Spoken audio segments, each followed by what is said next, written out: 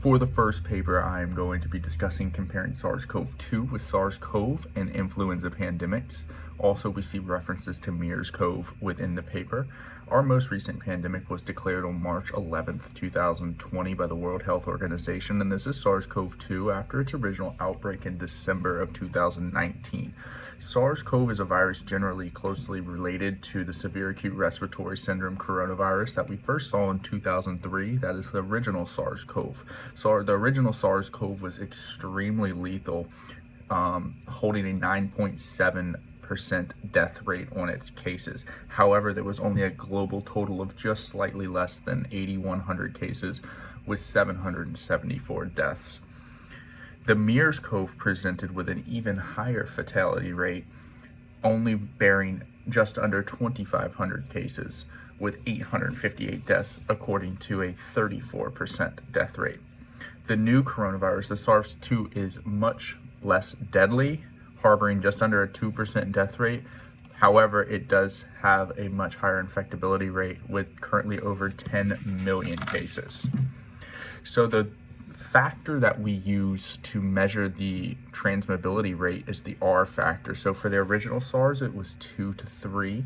For MERS, it's 0.69, and SARS currently possesses a 2.5 to 2.9 on average. The R values have important implication levels for disease control, and the R magnitude indicates the level of mitigation efforts needed to bring the epidemic, or in this case, pandemic, under control. So for SARS-CoV, for example, the goal is to get the R0 factor under 1.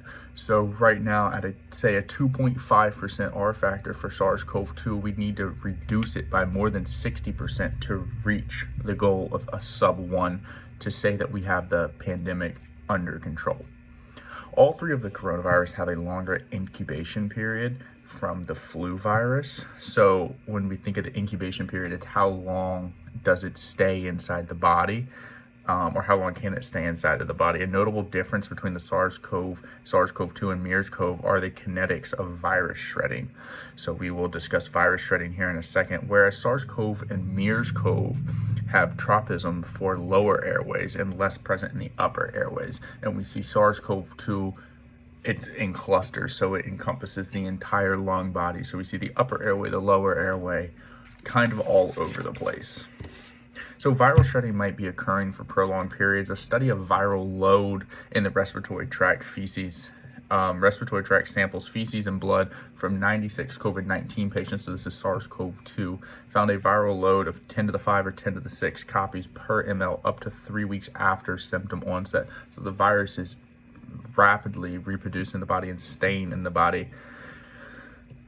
So viral shredding tended to be longer in stool samples. So even though it may not have been found in blood samples, it could still be found in stool samples. So the case fatality and risk of severe illness, a key difference between the SARS-CoV-2 pandemic now and what we see in influenza epidemic, is that the mortality rate among people who are infected with SARS-CoV-2 increases steeply with age. So we see it affecting the older population much more, as with the influenza virus, it affects all different age groups, and there's not a steep increase in from lower age group to a higher age group.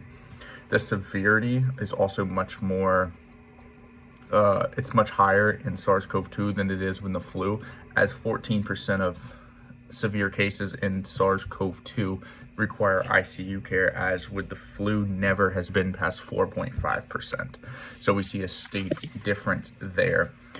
Also, we see the spread compared, SARS-CoV-2 spread compared with SARS-CoV. The COVID onset, COVID began viral shredding a few days before symptom onset. So this means the virus was already in the body, reproducing, getting a chance to spread out, as we know with the clusters in SARS-CoV-2. And it really gets a hold of the body before we even know it's there. And that's why we have a lot of asymptomatic cases that can spread the virus, and we never even know about it, because personally we don't feel any symptoms, even though we are being carriers and spreaders of the virus. So the impact that weather has on these different viruses, we see that SARS-CoV-2 is much more effective in the wintertime, and we heard about that kind of coming up when we had our original outbreak in December and the numbers were already steepening through the summertime, everyone was worried about wintertime as the virus would possess a higher R factor and spread much more quickly. We also see that temperature and humidity makes a difference for viral survival in different environments. We see that the flu is not really a summertime virus. We don't see it often in the summertime.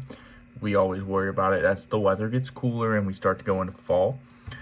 As for the containment of the viruses, we see that radical containment measures have been used to curb the pandemic in some affected countries. This is more so applying to our current pandemic, as we do have a vaccine, but development of a safe vaccine will take time. And we do have a vaccine, and the vaccine does work. It's proven to work. However, more progresses will be made over time, and we will see these. Right now, our main effort is to just slow the spread, so we're still doing quarantine, and we have certain measures put into place. As for the flu's been around much longer, so it's still difficult to predict what strands of the flu will be around every year, but we do our best, and we have annual vaccines for that. In conclusion, the paper is basically just giving a broad rundown on all three of the viruses, so SARS-CoV-2, SARS-CoV, and the influenza virus, in respect to their transmissibility, their containment efforts, their mortality efforts, their infectability factors.